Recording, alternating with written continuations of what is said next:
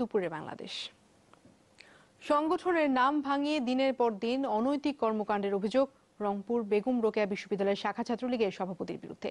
সম্প্রতি চাঁদা আদায়কে কেন্দ্র করে ব্যবসায়ীদের সাথে সংঘর্ষে জড়ায় এই ছাত্র সংগঠনের নেতাকর্মীরা। আর এই ঘটনায় দুটি মামলা দায়েরের পর তদন্ত শুরু করে কেন্দ্রীয় ছাত্রলীগ। তার আগেই ছাত্রলীগ নেতা শিশিরের মাদক সেবনের ভিডিও নিয়ে তোলপাড় সামাজিক যোগাযোগ মাধ্যম।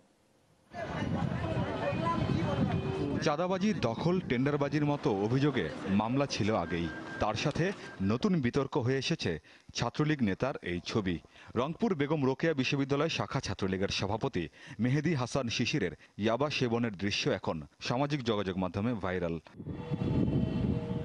গেল সপ্তাহে চাঁদা না পেয়ে নির্মাণাধীন ডক্টর ওয়াজেদ রিসার্চ সেন্টারে হামলা চালায় শিশির ও তার সহযোগীরা। চাহিদা মাফিক চাঁদা না পেয়ে ভাঙচুর করা হয়েছে একাধিক ব্যবসা প্রতিষ্ঠানেও। আগুন দেয়া হয় 5টি দোকানে।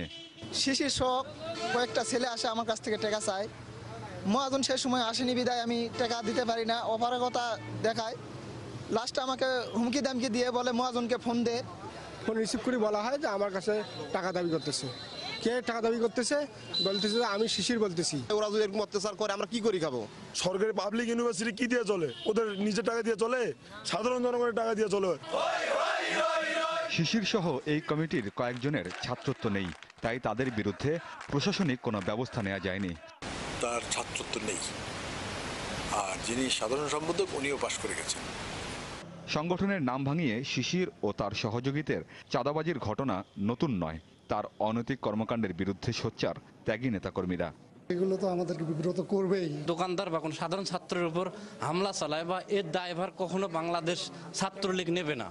এত সব অভিযোগের পর কেন্দ্র থেকে কমিটির কার্যক্রম স্থগিত করা হয়। ঘটনার তদন্তে গঠন করা হয় 3 সদস্যের কমিটি। আমাদের তদন্তের স্বার্থে আমরা তদন্তে কি রেজাল্ট পেয়েছি এটা আমরা এখন বলতে পারবো না।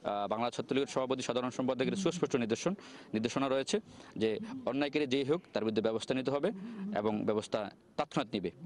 দিনের আলোতে এমন হুঁশিয়ারি দিলেও অভিযুক্ত ছাত্রলীগ নেতাদের সাথে রাতে বিশ্ববিদ্যালয়ের অ্যাম্বুলেন্সে চেপে শহর ঘুরে বেড়াতে দেখা গেছে তদন্ত কমিটির সদস্যদের। আমিন বাবু, যমুনা নিউজ।